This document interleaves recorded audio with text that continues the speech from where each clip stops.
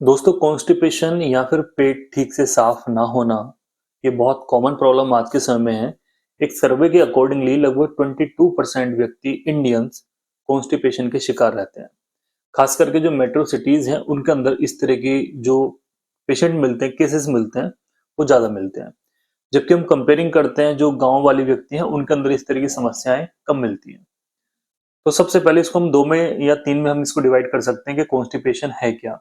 तो सिंपल सी बात है, जहां पे पेट ठीक से साफ नहीं हो रहा है उसी को कॉन्स्टिपेशन या फिर कब्ज बोल दिया जाता है। तो कॉन्स्टिपेशन एक कॉन्स्टिपेशन होता है कि पेशेंट को 3 दिन 4 दिन हो गए हैं और बिल्कुल भी उसको इच्छा नहीं हुई है और उसका थोड़ा बहुत भी पेट साफ नहीं हुआ है। पहली कैटेगरी ये आती है। सेकंड कैटेगरी ये आती है कि पेशेंट जाता डेली है, बैठता डेली है, लेकिन उसको बहुत लंबे समय तक बैठना पड़ता है, तब जाके उसको थोड़ी बहुत स्टूल पास होती है। कि पेशेंट बैठा है, लगभग 10 मिनट हो गए हैं, 15 मिनट हो गए हैं और वो स्टूल में जोर लगा रहा है और थोड़ी बहुत उसको फ्लक्चुएशन हो रही है। तो सेकंड कैटेगरी ये है। और थर्ड कैटेगरी स्टूल में या फिर कॉन्स्टिपेशन में ये आती है कि पेशेंट थोड़ी थोड़ी स्टूल कर रहा है और जबकि स्टूल भी बिल्कुल नॉर्मल सी है, बट उसको बार बार जाना पड़ रहा है। तो ये भी पेशेंट उसी कंडीशन में रखते हैं कि हमें कब्ज की शिकायत है, हमें कॉन्स्टिपेशन की शिकायत है। ठीक है, ये हो गई बीमारी। इसके हम सबसे बड़े कारण देखते हैं अपना खाना पीना, लाइफस्टाइल, ये सबसे बड़े फैक्टर्स मिलते हैं। सेकेंडरी हम देखते हैं अगर कोई पेशेंट की मेडिसिन चल रही है जो कि इंटेस्टाइनल में ड्राइनेस को प्रोड्यूस करती है, कि हम कोई ऐसी दवाई पे हैं जो कि ज्यादा भारी दवाई है, खुश्की वाली दवाई है, तो उसकी वजह से भी कई बार पेशेंट को ये प्रॉब्लम हो जाती है।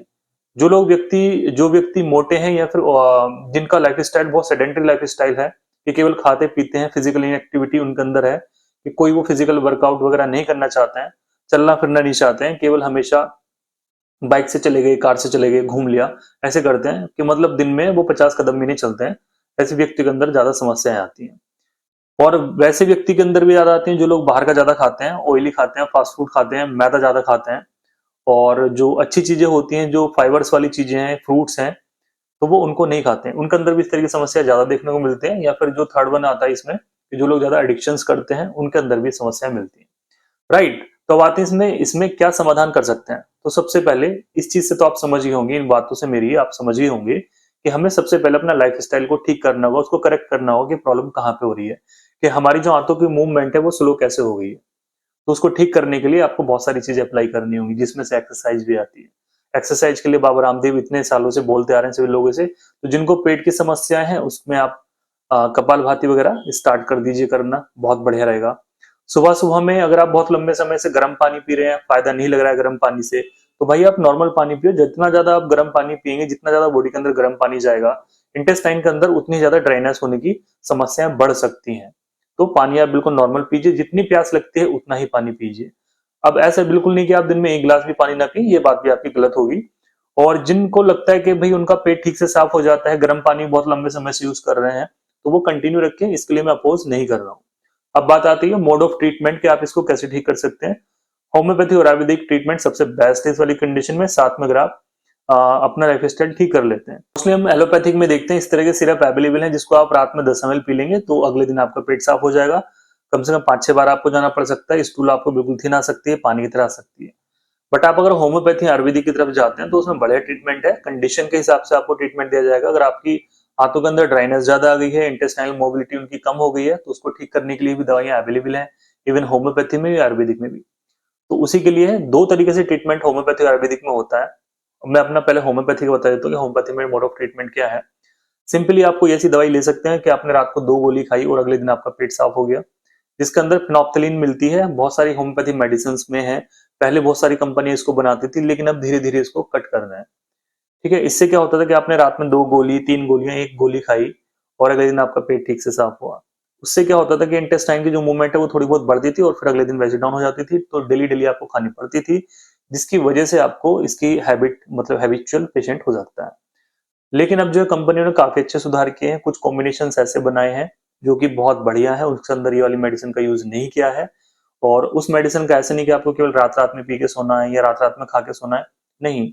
आप कंटिन्यू में यूज कीजिए, आपके अंदर जो प्रॉब्लम्स हैं, जो इंटेस्टाइनल की मोबिलिटी है, जो आपकी डाउन हो गई है, ड्राइनेस हो गई है, ये उसको ठीक करने में सहायक रहेगी। इवन जो इसकी कॉम्प्लिकेशंस होती हैं, जो पाइल्स वगैरह हो जाते हैं, फिशर्स हो जाते हैं, फिस्टुला वगैरह हो जाती हैं, जब पेट खराब होता है, उसको भी मैनेज करके चलेगी। तो होम्योपैथी में एक मेडिसिन आती है जिसका नाम है गुड मॉर्निंग ड्रॉप। और इसके बारे में शॉर्ट में मैं आपको बताऊंगा। कॉन्स्टिपेशन में आपको हेल्प देगी, आपकी जो गट हेल्थ है, जो आपकी इंटेस्टाइनल है, जो उसकी हेल्थ है वो उसको सही करके रखेगी। बाकी जैसे मैंने आपको बताया इसके अंदर बहुत अच्छी अच्छी दवाइयां, जैसे हाइड्रेस्टिस्कैन है, लिप्टेंड्रा है, और ओलियम है, पोडोफाइलम है, रेमनस है और सीना है। ये जो सारी दवाइयां हैं अधिकतर ये जो मेडिसिन है ये सारी लोअर पोटेंसी में 3x फॉर्म में है।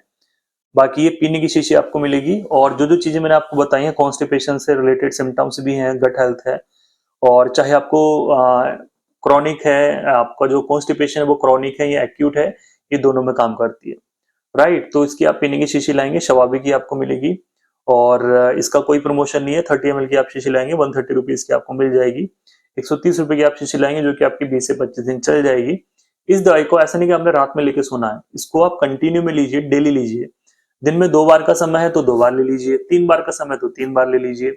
आधा कप गुनगुना पानी कीजिए और इसके एक बार में 20 ड्रॉप डाल लीजिए। दिन में 3 बार पी लीजिए। और अगर आप 2 बार पीना चाहते हैं तो 25 ड्रॉप ले लीजिए। दिन में 2 बार आप इसको इस्तेमाल कर लीजिए हल्के से गुनगुने पानी में। ठीक है, खाने से पहले, खाने के बाद आप इस डोज को कभी भी ले सकते हैं।